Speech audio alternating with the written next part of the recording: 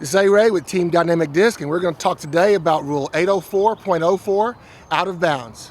One of the things you might need to know is what options you have for yourself when you make a shot that goes out of bounds, and we're going to demonstrate that here today. Okay, I've just thrown my tee shot on this hole, and I've gone out of bounds into that creek over there on the right.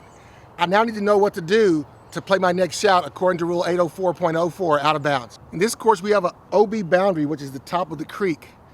I now have three options available to me according to 804.04. The three options available are the previous lie, where I threw my last shot from, in this case the tee box, or the out of bounds spot, which is up to 1 meter from and perpendicular to the spot where it went out of bounds, or the designated drop zone if available. This hole does have a designated drop zone, so what I want to do is think, which shot is more advantageous to me? Is it there, is it here, or is it there? In this case, I want to choose the designated drop zone because that's going to get me closer to the basket. I'm going to be throwing with a one throw penalty from either spot, so I want to take the one that's going to give me the best advantage, in this case, the drop zone.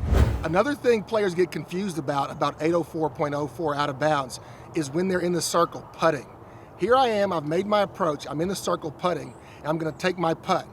Sometimes what will happen is you'll have a little bit of bad luck.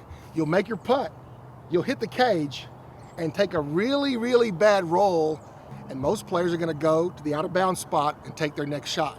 But remember, you have three options at all times: the previous lie, the drop zone, or the out of bounds spot.